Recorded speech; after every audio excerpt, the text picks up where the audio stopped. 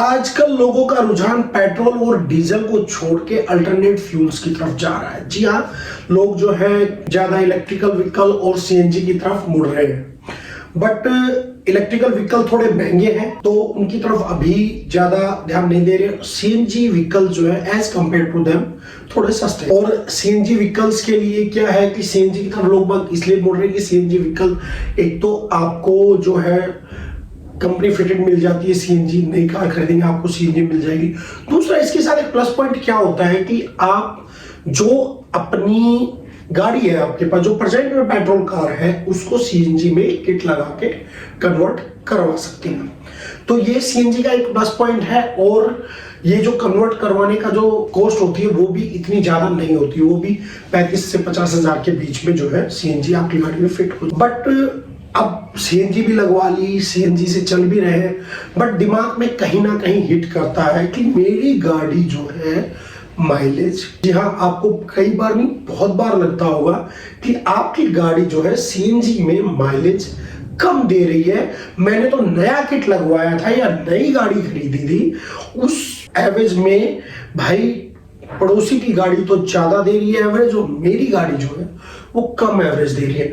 तो in that case, उस case में क्या गलतियां करते हैं हम लोग जिससे गाड़ी की एवरेज के ऊपर फर्क पड़ता है, बस वही गलतियां आपको नहीं करनी। क्या गलतियां हैं और उनका क्या सोल्यूशन है, मैं आज अपनी इस वीडियो में हम बात करेंगे। तो दोस्तों चलिए शुरू करते हैं और जानते हैं ऐसी 4 गलतियों के बारे में जो हम करते हैं सीएनजी व्हीकल्स के साथ और जिससे पड़ता है माइलेज में फर्क। अगर आप उन गलतियों को सुधार लेंगे तो आपको माइलेज की टेंशन बिल्कुल नहीं होगी। आप बेधड़क होकर गाड़ी चलाइए, आपकी गाड़ी जो है फर्स्ट क्लास माइलेज देगी। तो दोस्तों शुरू करते हैं। तो दोस्तों सबसे पहली बात, जो सबसे पहली चीज या पहली गलती हम करते हैं वो है कि जब सीएनजी फिट करवा ली तो हम लोग चलाते हैं, गाड़ी को चलाते हैं। जब नई नई होती है तो एवरेज देती है ठीक, बट भैया सस्ता फ्यूल है, एवरेज अच्छी आ रही है तो हम गाड़ी को भी खूब चला देते हैं। और एक चीज को ध्यान नहीं करते, वो क्या है, वो पहली चीज अब मैं बताने जा रहा हूं आपको कि पहली गलती कौन सी जो हमें ध्यान देनी है सबसे पहले, वो है हमें अपनी गाड़ी का एयर फिल्टर जो है बिल्कुल क्लीन रखना है। जी हाँ, गाड़ी का एयर फिल्टर आपको समय समय पे क्लीन रखना पड़ेगा, क्योंकि सीएनजी व्हीकल्स के अंदर जो है एयर फिल्टर का बहुत बड़ा रोल होता है। बहुत ज्यादा इसका बड़ा रोल है सीएनजी व्हीकल्स के अंदर। वैसे तो पूरे पेट्रोल में भी इसका बहुत बड़ा रोल है, बट सीएनजी के अंदर इसका रोल बढ़ जाता है। अगर गाड़ी बराबर से ढंग से सांस नहीं ले पाएगी, वो घुट घुट के सांस लेगी तो आपको माइलेज और पावर दे ही नहीं पाएगी। तो इसलिए आपको अपना जो है एयर फिल्टर गाड़ी का क्लीन रखना है। ये इस तरह से समझिए, एयर फिल्टर जो है वो गाड़ी की नाक है। जैसे इंसान को ऑक्सीजन की जरूरत पड़ती है, नाक से सांस लेता है, और अगर उससे सांस ढंग से नहीं आए तो कोई भी काम नहीं कर सकता, वो थक जाता है, उसकी एफिशिएंसी कम हो जाती है। उसी प्रकार जो एयर फिल्टर होता है वो गाड़ी की नाक होती है, उससे गाड़ी सांस लेती है। अगर वो ढंग से सांस नहीं लेगी तो उसकी जो वर्किंग एफिशिएंसी है वो कम हो जाएगी।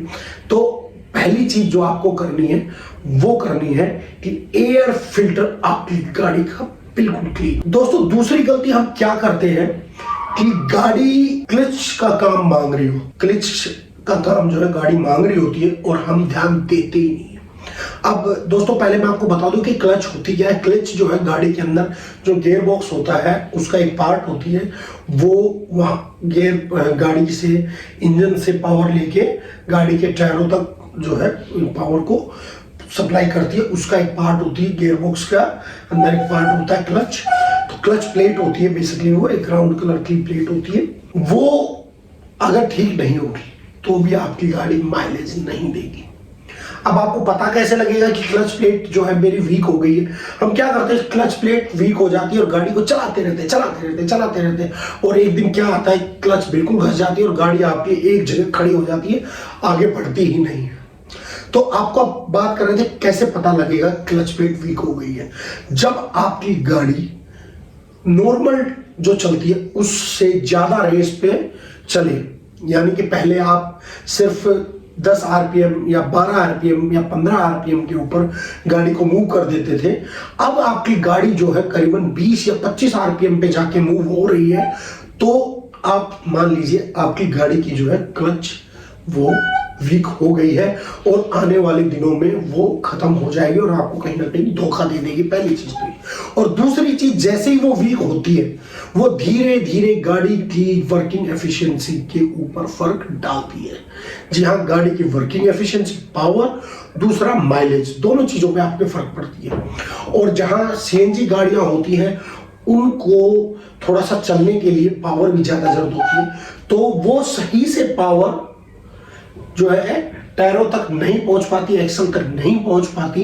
तो जब वो पावर जहां उसको 10 आरपीएम पे टायर घुमा देने थे, वही जो 25 आरपीएम पे घुमाएगी, तो वो भी जो कंजप्शन है वो ज्यादा लेगी, तभी वो 25 आरपीएम पे पहुंचेगी। और कंजप्शन ज्यादा होगा तो ऑफिशियली ऑब्वियस आपका जो है माइलेज के ऊपर फर्क पड़ेगा। तो दूसरी गलती, हमें अपनी क्लच को प्रॉपर रखना है। अगर वो वीक हो गई है तो उसे टाइम पे चेंज करवा ले। दोस्तों चलिए अब आगे बढ़ते हैं और जानते हैं अपनी तीसरी गलती के बारे में कि तीसरी कौन सी गलती हम करते हैं कि हमारी गाड़ी जो है सीएनजी में माइलेज नहीं देती। दोस्तों तीसरी गलती करते हैं हम अपने स्पार्क प्लग के साथ। जी हाँ, जब हमने अपनी गाड़ी को खरीदा था तो हमारी गाड़ी पेट्रोल पे थी और पेट्रोल के हिसाब से उसके अंदर स्पार्क प्लग लगे हुए थे। अब हमने अपनी गाड़ी के अंदर सीएनजी का किट फिट करवा लिया, बट जो स्पार्क प्लग है वो नहीं चेंज करवाए, वो सेम स्पार्क प्लग पे हम गाड़ी को चला रहे हैं। तो ये भी एक बड़ा जो है कॉज होता है किसके लिए, कि सीएनजी के अंदर गाड़ी जो है माइलेज नहीं देती। तो दोस्तों आप जब भी गाड़ी के अंदर सीएनजी किट लगवाएं या जब भी आप सर्विस करवाएं तो अपने स्पार्क प्लग को क्लीन करवाएं। और सीएनजी किट अगर नहीं लगी है तो उन पुराने स्पार्क प्लग्स को बदलवाएं, थोड़े से हैवी और अच्छे कंपनी के स्पार्क प्लग्स आप गाड़ी के अंदर लगवाएं। जिससे क्या होगा कि गाड़ी जो है आपको ट्विन फ्यूल्स के ऊपर हो गई। अब 2 फ्यूल्स हैं आपकी गाड़ी में जहाँ जो यूज होते हैं। गाड़ी एक फ्यूल से स्टार्ट होती है और एक फ्यूल के ऊपर वो काम करती है जी। तो उस हिसाब से वो स्पार्क प्लग उसी हिसाब से काम करेंगे, ट्विन सिस्टम के हिसाब से काम करेंगे। जो अच्छी कंपनी के स्पार्क प्लग्स होते हैं उनके ऊपर कोई इफेक्ट नहीं पड़ता है। तो और जो पुराने आपके स्पार्क प्लग्स हैं वो सिंगल सिस्टम के हिसाब से है, तो ऑब्वियसली उनको चेंज करवाना है। तो जब आप अच्छे स्पार्क प्लग यूज करेंगे तो गाड़ी का जो फ्यूल है वो अच्छी तरह जलेगा, अच्छी तरह बर्न होगा, इंडिकेशन अच्छा होगा। उससे क्या होगा, आपको इंजन को पावर ज्यादा मिलेगी, 100% फ्यूल इंडिकेट होगा और आपको माइलेज भी अच्छी मिलेगी। जहां पुराने स्पार्क प्लग से फ्यूल जो है 80, 70 to 80% बर्न होता है, इससे 100% बर्न होगा तो ऑब्वियस जो है माइलेज बढ़ेगी।